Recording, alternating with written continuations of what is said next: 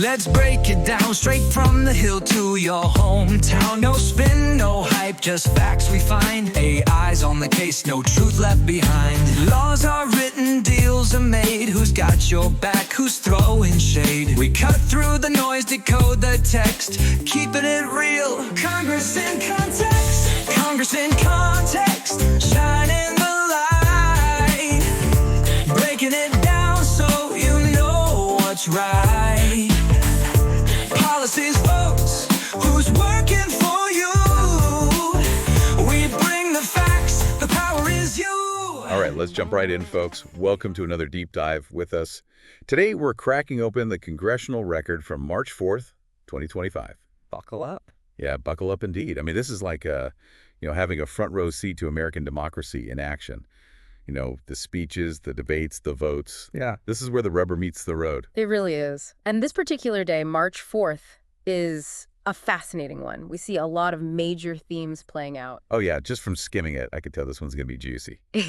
We've got, Trump back in the White House. Partisan tensions are running high. There's talk of Elon Musk leading a new government agency. Exactly. It's all happening. Okay, so let's set the scene. Where do we even begin with this thing? Well, right off the bat, the elephant in the room, or maybe I should say the donkey and the elephant in the room, is the huge partisan divide. Yeah, that's like, you can't miss that. It's in every single debate, every vote.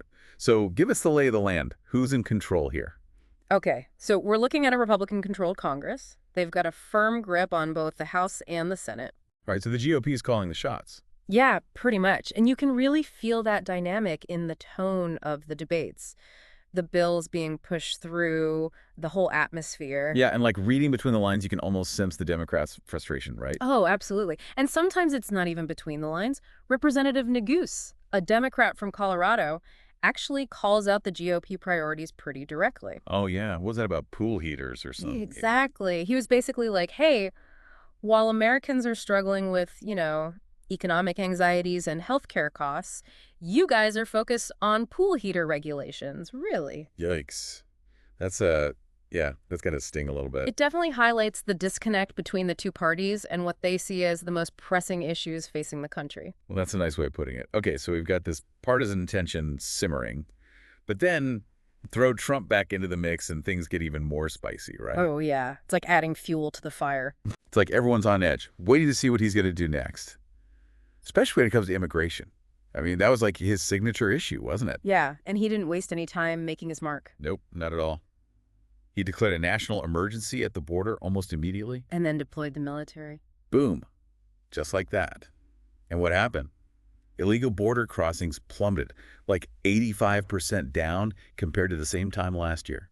It's a pretty dramatic shift. No matter how you feel about his approach, you can't deny the impact. Yeah, that's a huge drop. Now, I know some people are cheering this as a victory, but you got to wonder what the long-term consequences are going to be. Exactly. I mean, what about the impact on border communities? Our relationships with Mexico and Canada? These are questions that are going to be debated for a long time. And they are being debated. Senator Cantwell from Washington was pretty outspoken about her concern. Oh, yeah, she didn't hold back. Not one bit. She was especially critical of Trump's tariffs on Canadian and Mexican goods, arguing that they could actually end up hurting American families in the long run. It's an important point. Because often these protectionist policies, they can have these unintended consequences.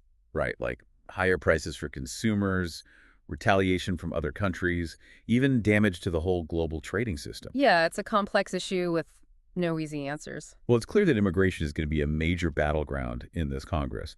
But what about some of the other stuff going on? Were there any, bright spots? Yeah. Areas where both parties actually managed to, find some common ground? Actually, there were a few, surprisingly. Take the Recruiting Families Using Data Act, for instance. It's a bipartisan bill aimed at, supporting foster care families and trying to help more kids find loving homes. Okay, that one actually sounds pretty promising. Yeah, it's about using data to improve the foster care system and, addressing some of the challenges with recruitment. It got support from both sides of the aisle. Well, that's encouraging. Anything else? Yeah. Another one is the Chronic Disease Flexible Coverage Act. Basically, it expands treatment options for folks with chronic illnesses. And again, this one had bipartisan support, which is really refreshing to see in this climate. Yeah, that's good to hear. It's a reminder that even in this, hyper-partisan environment, There are still some areas where lawmakers can come together and actually try to solve problems. Right. Gives you a little bit of hope. A little bit, yeah. But let's be honest, most of what we're seeing is anything but cooperation, especially when it comes to the Congressional Review Act. Now, that seems to be a real flashpoint. It is, definitely. It's like this political weapon. A weapon, yeah. The CRA, it's a powerful tool. It lets Congress overturn regulations that have been put in place by the executive branch. Okay, so basically a way for Congress to undo what the president has done. Yeah, exactly. And in this case, we're seeing Republicans use it pretty strategically to roll back some of the policies that were enacted by the previous administration. So it's like a power play, really. It is. It's not just about the specific regulations themselves, but it's about the GOP asserting its authority and trying to shift the balance of power back in their favor. Gotcha. So where did they use this CRA hammer? What were some of the key targets? Oh, they went after a whole bunch of stuff. Appliance standards, tire manufacturing emissions, even cryptocurrency regulations. Cryptocurrency. Wow, they really went for it. Yeah, that one was particularly interesting and pretty heated, too. Lots of back and forth. I bet. What were the main arguments there? I mean, why were Republicans so keen on overturning those regulations? Okay, so their main argument was about government overreach. They felt like the previous administration was being way too heavy-handed in regulating the crypto space. Okay, so less government intervention, more free markets. Exactly. They emphasized the need to foster innovation, let this emerging industry flourish. Right, don't stifle growth with too many rules. That was their big concern. They saw these regulations as, burdensome and potentially harmful to the whole industry. And what about the Democrats? Were they, like, totally against cryptocurrency? No, not entirely. It was more nuanced than that. Some of them definitely had concerns about, the potential for fraud and abuse in the crypto market. Yeah, that's fair. It's still kind of the Wild West out there. Right, and consumer protection is important. But even some Democrats acknowledge that you need a balanced approach, one that protects consumers without, completely stifling innovation. So not all Democrats were on board with those regulations. Nope.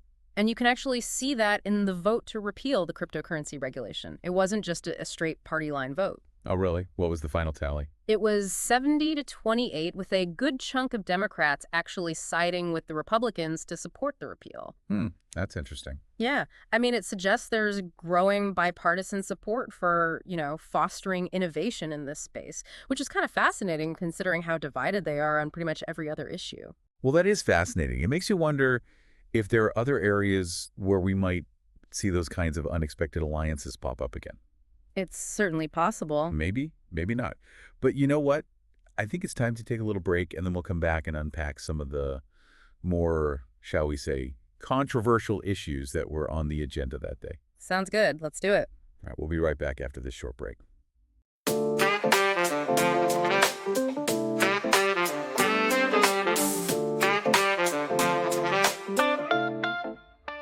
All right, so where were we? Oh, yeah, unexpected alliances. But, those are probably pretty rare, right? Especially when we're talking about some of these, like, super hot-button social issues. That's where the divide really gets, well, divisive. Oh, absolutely. It's like people are talking past each other and not even trying to find common ground. Yeah, and that's where Trump really knows how to, like, throw a grenade into the mix. Oh, yeah, he's a master at that. Like with that executive order banning transgender athletes from women's sports. I mean, wow, that just ignited a firestorm. And it wasn't just, talk. It spilled right over into the Senate. We saw Senator Blackburn, a Republican from Tennessee, introduce a resolution to establish American Girls in Sports Day. On the surface, that sounds pretty harmless, right? Like celebrating female athletes. Who's going to argue with that? Well, a lot of people saw it as a thinly veiled attack on transgender rights. Yeah, I can see that, like a direct response to the executive order, a way to double down on that message. Exactly, and it just throws more fuel on this already incredibly heated debate. Yeah, I mean, this is about so much more than just sports, isn't it?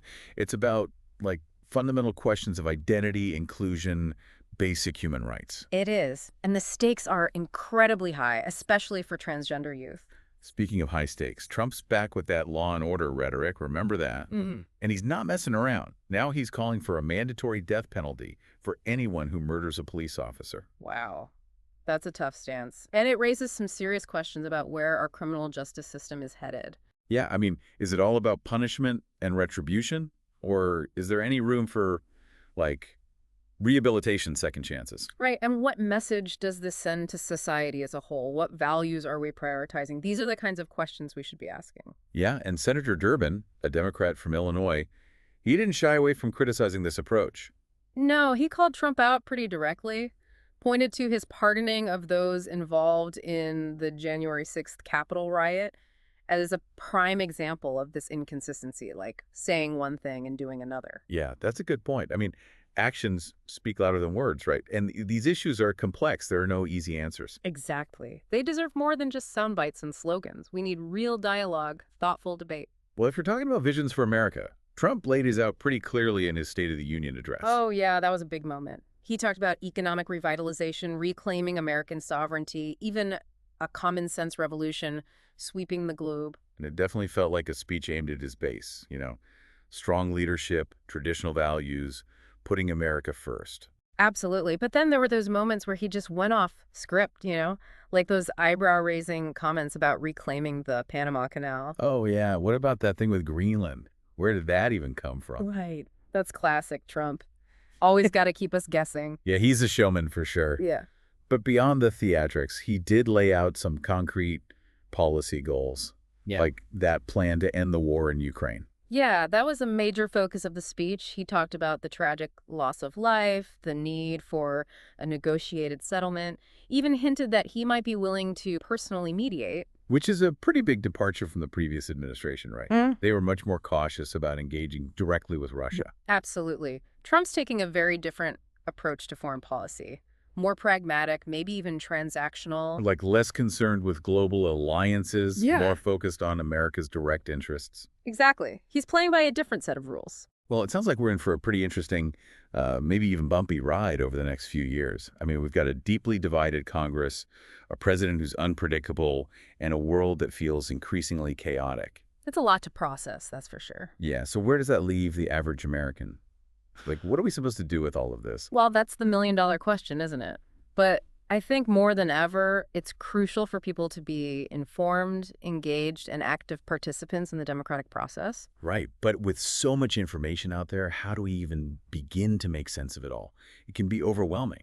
It can be, but there are resources to help. I mean, the Congressional Record itself is a goldmine. You can read the actual debates, see how your representatives voted. It's like a behind-the-scenes look at how the sausage gets made. Yeah, exactly. And it's all publicly available, It's your right as a citizen to know what's going on in your government. So we've got access to the information. But what about making our voices heard? Like, what can people actually do to make a difference? Oh, there are so many ways to get involved. Contact your representatives, attend town hall meetings, join advocacy groups. Yeah, put those voting fingers to work. Exactly. And even just having informed conversations with your friends and family, that can make a difference too. So it's not just about staying informed. It's about using that information to take action. That's the key. Democracy is not a spectator sport. It requires participation, engagement, and a willingness to hold our leaders accountable. Well said. Okay, so we've talked about the partisan battles, the hot-button social issues, Trump's agenda.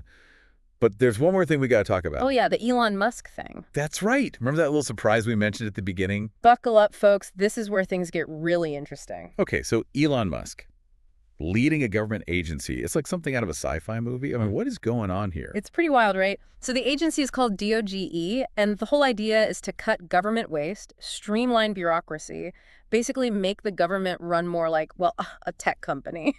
Classic Elon. Always got to disrupt something. But the government, that's a whole different beast.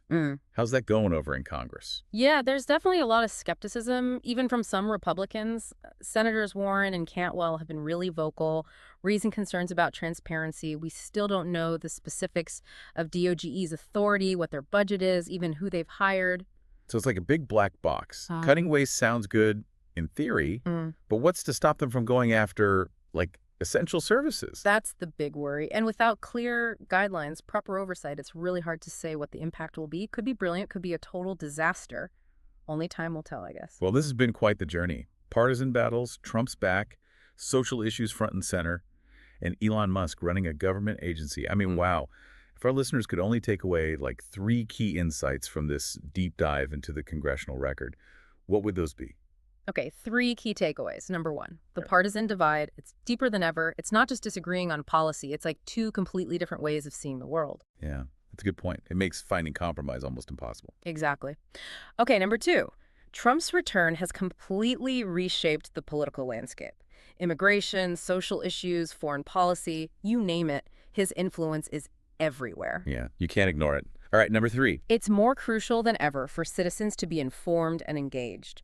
Read the Congressional Record, follow the news, go to town hall meetings. This is your government. You have a right to know what's going on. And a responsibility to make your voice heard. Exactly. Because ultimately, democracy is a participatory sport. It requires all of us to be active players. Yeah, so true. Well, folks, this has been an incredible deep dive. We've seen the good, the bad, and the just plain weird. But remember, this is just a snapshot. The Congressional Record is out there waiting for you to explore it. Dive in, discover what your elected officials are up to, and find your own way to make a difference. Stay curious, stay engaged, stay informed. Couldn't have said it better myself. Thanks for joining us, and we'll see you next time for another deep dive.